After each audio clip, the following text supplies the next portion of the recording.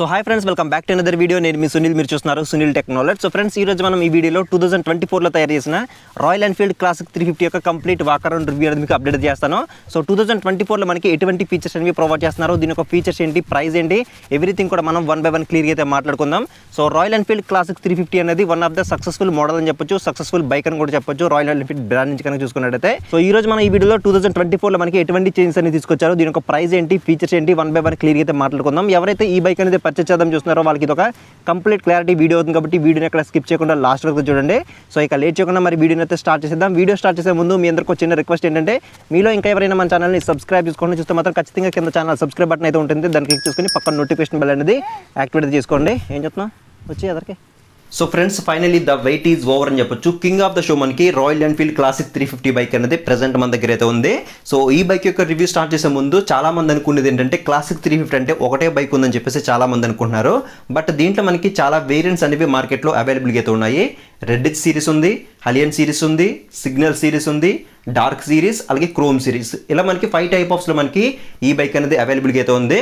So 5 type ఆఫ్స్లో కూడా మనకి 12 colour options మనకి అవైలబుల్గా అయితే తీసుకొచ్చారనమాట.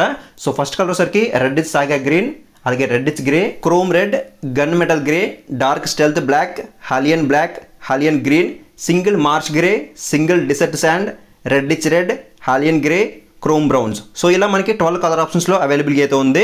సో వీటిలో మళ్ళీ మనకి సింగిల్ ఛానల్ ఏబిఎస్ ఆప్షన్స్ కూడా అయితే మనకి అవైలబుల్గా అయితే ఉన్నాయి. సో ప్రజెంట్ మన దగ్గర ఉన్నసరికి డార్క్ స్టెల్త్ బ్లాక్ కలర్ అని చెప్పొచ్చు. సో ఫస్ట్ అయితే మనం ఈ బైక్ యొక్క 360 డిగ్రీ వ్యూ అయితే చూపిస్తాను. 360 డిగ్రీ వ్యూ చూసిన తర్వాత వన్ బై వన్ ఒక్కొక్క డిపార్ట్మెంట్ గురించి క్లియర్గా అయితే మాట్లాడుకుందాం. సో 360 డిగ్రీ వ్యూలో మనకి బైక్ అనేది చూడడానికి ఈ విధంగా అయితే ఉంటుంది. అలాగే టాప్ వ్యూలో కూడా చూడొచ్చు. టాప్ వ్యూలో మనకి బైక్ అనేది చూడడానికి ఈ విధంగా అయితే ఉంటుంది. అలాగే నెక్స్ట్ మనం మెయిన్ హార్ట్ ఇంజిన్ కాబట్టి ఈ బైక్లో ఇంజిన్ గురించి మాట్లాడుకున్నట్టయితే 349cc సింగిల్ సిలిండర్ 4 స్ట్రోక్ 12తో BS6 phased compliant air or oil cooled fuel injected SOS engine మనకి ప్రొవైడ్ చేస్తున్నారు. దీని యొక్క మాక్సిమం పవర్ సరికి 20.4 PS ఎట్ 6100 RPM అనేది ప్రొడ్యూసర్ చేస్తుంది. అలాగే మాక్సిమం టార్క్ సరికి 27 న్యూటన్ మీటర్ ఎట్ 4000 RPM అనేది ప్రొడ్యూసర్ చేస్తుంది. అలాగే నెక్స్ట్ మనం వీటి యొక్క సస్పెన్షన్ డిపార్ట్మెంట్ గురించి మాట్లాడుకుంటే front side 41 mm telescopic fork సస్పెన్షన్తో మనకి రావడం జరుగుతుంది. సో ఫ్రంట్ సైడ్ సస్పెన్షన్ చూడొచ్చు మనకి ఈ విధంగా అయితే కనిపిస్తుంది.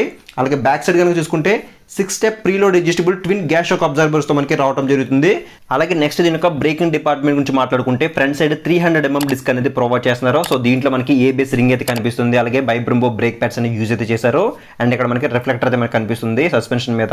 సో ఫ్రంట్ సైడ్ డిస్క్ అనేది మనకి ఈ విధంగా డిజైన్ చేశారని చెప్పొచ్చు. అలాగే బ్యాక్ సెక్షన్లో కానీ చూసుకుంటే బ్యాక్ సైడ్ 270 mm డిస్క్ అనేది ఆఫర్ చేస్తున్నారు. సో దీంట్లో కూడా మనకి ఏబిఎస్ రింగ్ అయితే కనిపిస్తుంది. అలాగే బైబ్రంబో బ్రేక్ ప్యాడ్స్ అనేవి యూజ్ అయితే చేశారు. సో ఫ్రంట్ అలాగే బ్యాక్ రెండు వైపులో కూడా మనకి ఏబిఎస్ అనేది ప్రొవైడ్ చేశారు. అంటే మనకి దీంట్లో డ్యూయల్ ఛానల్ ఏబిఎస్ అనేది ప్రొవైడ్ చేశారని చెప్పొచ్చు. అలాగే నెక్స్ట్ మనం వీటి యొక్క టైర్స్ డిపార్ట్మెంట్ గురించి మాట్లాడుకుంటే ఫ్రంట్ సైడ్ 100/90 నుంచి ట్యూబ్లెస్ ఎలా వీల్స్తో మనకి రావడం జరుగుతుంది. సో ఫ్రంట్ సైడ్ టైర్ మనకి చూడడానికి ఈ విధంగా అయితే ఉంటుంది. అలాగే వీల్ యొక్క డిజైన్ కూడా మీరు చూడొచ్చు. అలాగే బ్యాక్ సెక్షన్ గురించి మాట్లాడుకుంటే 120/80 నుంచి ట్యూబ్లెస్ ఎలా వీల్స్తో మనకి రావడం జరుగుతుంది.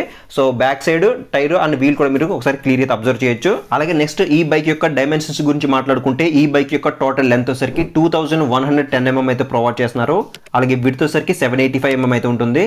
అలాగే గ్రౌండ్ క్లియరెన్స్ గురించి మాట్లాడుకుంటే 160 mm అనేది గ్రౌండ్ క్లియరెన్స్ మనకి దీంట్లో అయితే ప్రొవైడ్ చేస్తున్నారు. సో కొంచెం తక్కువ ఉందని అనిపించింది. 160 mm అనేది మోర్ దెన్ ఎనఫ్ అని చెప్పొచ్చు. మీరు ఆన్ రోడ్ చేసినా ఆఫ్ రోడ్ చేసినా మీరు కంఫర్టబుల్గా డ్రైవ్ చేయొచ్చు. బట్ ఇంకొంచెం ఎక్స్ట్రా ఇచ్చుంటే బాగుంటుందేమో నాకైతే అనిపించింది. అలాగే నెక్స్ట్ దీని యొక్క సీట్ హైట్ గురించి మాట్లాడుకుంటే 805 mm అనేది ప్రొవైడ్ చేస్తున్నారు.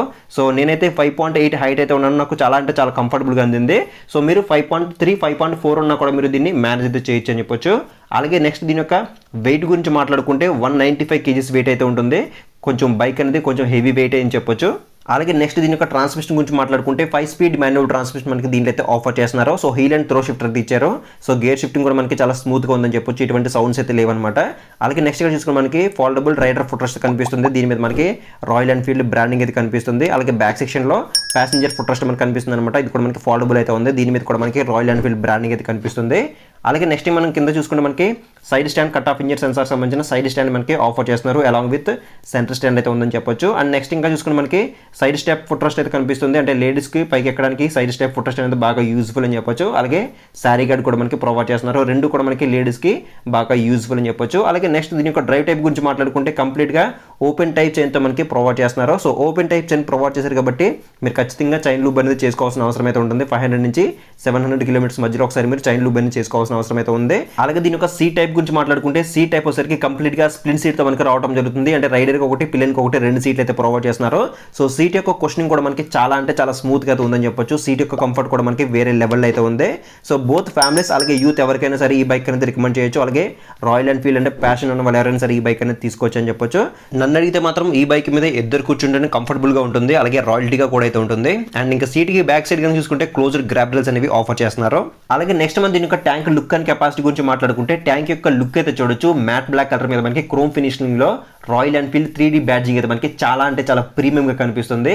అలాగే ట్యాంక్ ప్యాడ్స్ కూడా మనకి ట్యాంక్ ప్యాడ్ సైడ్ మనకి రబ్బర్ ట్యాంక్ ప్యాడ్స్ అనేవి ఆఫర్ చేస్తున్నారు. అలాగే టాప్ లో కనుక చూసుకుంటే మనకి రెడ్ కలర్ లో మనకి 2 లైన్స్ అనేవి ప్రొవైడ్ చేశారు కదా. సో ఇది ట్యాంక్ యొక్క లుక్ ని నెక్స్ట్ లెవెల్ కి అయితే తీసుకెళ్తుందని చెప్పొచ్చు. అలాగే ట్యాంక్ పైన మనకి E20 సపోర్ట్ ఉందని చెప్పేసి రాస్తారు. అంటే ఇథనాల్ బ్లెండింగ్ పెట్రోల్ మనం దీంట్లో యూజ్ అయితే చేయొచ్చు. అలాగే నెక్స్ట్ దీనిలో ఒక ట్యాంక్ కెపాసిటీ గురించి మాట్లాడుకుంటే 13 లీటర్ ట్యాంక్ కెపాసిటీ మనకి దీంట్లో అయితే ఆఫర్ చేస్తున్నారు. కంప్లీట్ గా మెటల్ ట్యాంక్ అనేది ఆఫర్ చేస్తున్నారు.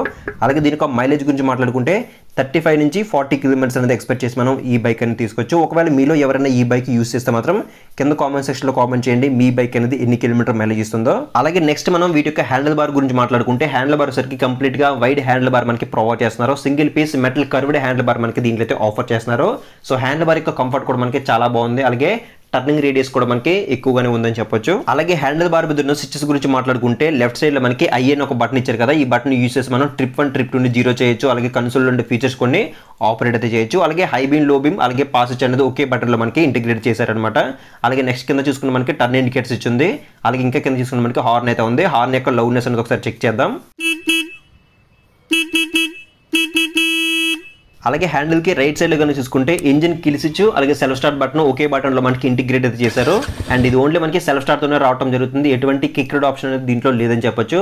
అండ్ ఇంకా కింద కనుక చూసుకున్నట్టయితే కనుక హజార్ లైట్ మనకి ప్రొవైడ్ చేస్తున్నారు. హజార్ లైట్ అంటే మీ అందరికి తెలిసింది కదా, 4 సిగ్నల్ లైట్స్ కూడా మనకి ఒకేసారి బ్లింక్ అవడం జరుగుతుంది. అలాగే నెక్స్ట్ దీనికి కీ అయితే చూడొచ్చు. కీ అనేది మనకి సింపుల్ గా రాయల్ ఎన్ఫీల్డ్ లోగోతో రాయల్టీగా ఉందని చెప్పొచ్చు. అలాగే నెక్స్ట్ దీని యొక్క కన్సోల్ గురించి మాట్లాడుకుంటే కన్సోల్ సరికి డిజిటల్ ప్లస్ ఎనలాగ్ కన్సోల్ మనకి దీంట్లో అయితే ప్రొవైడ్ చేస్తున్నారు.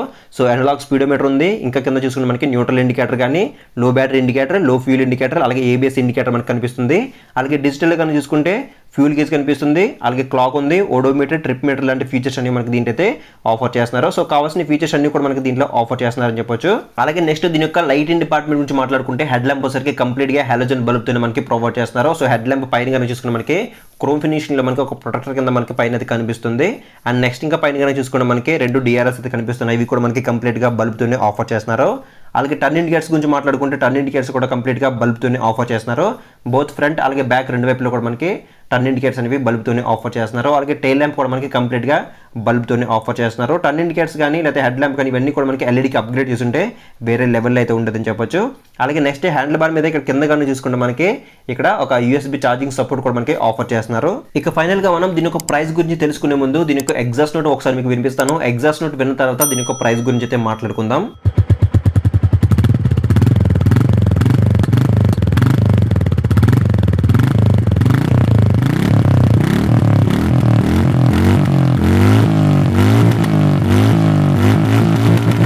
ఇక ఫైనల్ గా మనం ఈ బైక్ యొక్క ప్రైస్ డీటెయిల్స్ గురించి మాట్లాడుకుంటే ఈ బైక్ యొక్క ఎక్స్-షోరూమ్ ప్రైస్ సరికి 2,20,991 రూపీస్ అయితే ఉంది.